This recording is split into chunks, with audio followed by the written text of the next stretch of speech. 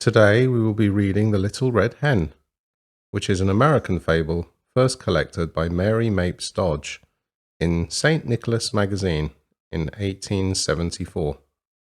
The version we'll be reading today was written and illustrated by Florence White Williams and was published by the Saalfield Publishing Company in the USA in the year 1918. This story teaches children the importance of hard work and personal initiative. Let's begin. The Little Red Hen. A little red hen lived in a barnyard. She spent almost all of her time walking about the barnyard in her pickety-peckety fashion, scratching everywhere for worms. She dearly loved fat, delicious worms and felt they were absolutely necessary to the health of her children. As often as she found a worm, she would call, "Chuck, chuck, chuck," to her chickies. When they were gathered about her, she would distribute choice morsels of her tidbit. A busy little body was she. A cat usually napped lazily in the barn door, not even bothering herself to scare the rat who ran here and there as he pleased. And as for the pig who lived in the sty, he did not care what happened so long as he could eat and grow fat. One day, the little red hen found a seed. It was a wheat seed, but the little red hen was so accustomed to bugs and worms that she supposed this to be some new and perhaps very delicious kind of meat. She bit it gently and found that it resembled a worm in no way whatsoever, as to taste, although, because it was long and slender, a little red hen might easily be fooled by its appearance. Carrying it about, she made many inquiries as to what it might be. She found it was a wheat seed, and that, if planted, it would grow up, and when ripe, it could be made into flour, and then into bread. When she discovered that, she knew it ought to be planted. She was so busy hunting food for herself and her family that, naturally, she thought she ought not to take time to plant it.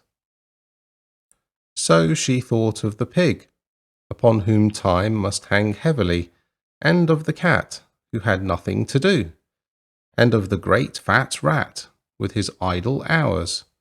And she called loudly, "Who will plant the seed?" But the pig said, "Not I." And the cat said, "Not I." And the rat said, "Not I." "Well then," said the little red hen, "I will." And she did.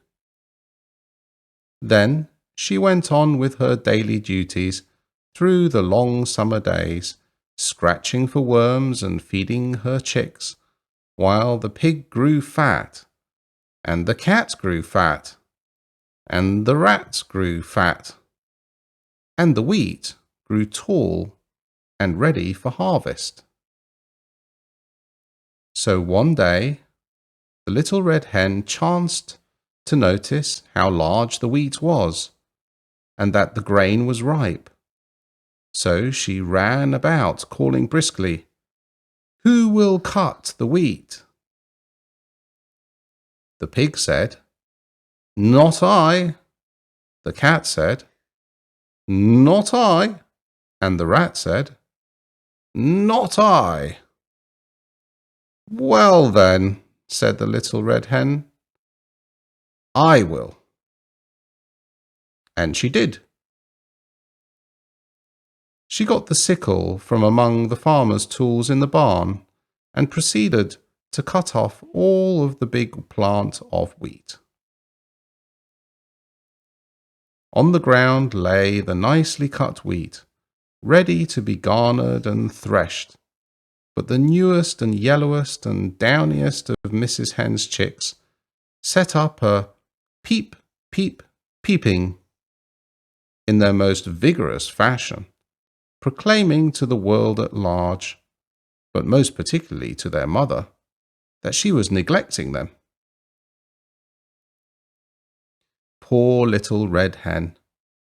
She felt quite bewildered and hardly knew where to turn. Her attention was sorely divided between her duty to her children and her duty to the wheat, for which she was responsible. So again, in a very hopeful tone, she called out, "Who will thresh the wheat?" But the pig, with a grunt, said, "Not I." And the cat, with a meow, said, "Not I."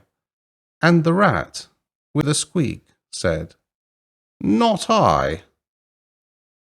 So the little red hen, looking, it must be admitted, rather discouraged, said, "Well, I will then." And she did. Of course, she had to feed her babies first, though, and when she had gotten them all to sleep for their afternoon nap, she went out and threshed the wheat. Then she called out, "Who will carry the wheat to the mill to be ground?" Turning their backs with snippy glee, that pig said, "Not I." And the cat said, "Not I." And the rat said, "Not I." So the little red hen could do nothing but say, "I will then." And she did. Carrying the sack of wheat, she trudged off to the distant mill. There she ordered the wheat ground into beautiful white flour. When the miller brought her the flour, she walked slowly back all the way to her own barnyard in her own pickety-peckety fashion.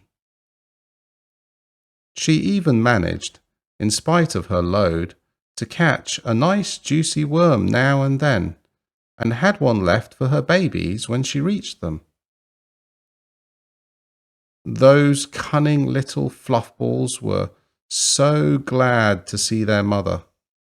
For the first time, they really appreciated her. After this really strenuous day, Mrs. Hen retired to her slumbers earlier than usual. Indeed, before the colours came into the sky to herald the setting of the sun, her usual bedtime hour. She would have liked to sleep late in the morning, but her chicks, joining in the morning chorus of the henyard, drove away all hopes of such a luxury. Even as she sleepily half opened one eye, the thought came to her that today that wheat must, somehow, be made into bread. She was not in the habit of making bread, although, of course, anyone can make it if he or she follows the recipe with care, and she knew perfectly well that she could do it if necessary. So, after her children were fed and made sweet and fresh for the day, she hunted up the pig, the cat, and the rat. Still confident that they would surely help her some day, she sang out, "Who will make the bread?" Alas, for the little red hen. Once more, her hopes were dashed. For the pig said, "Not I," and the cat said, "Not I," and the rat said, "Not I."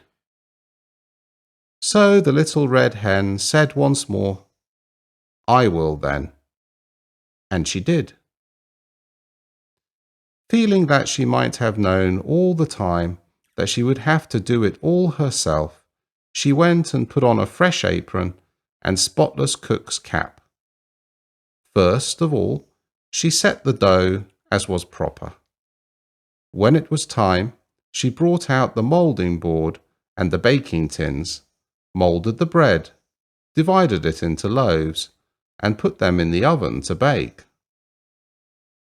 All the while, the cat sat lazily by, giggling and chuckling.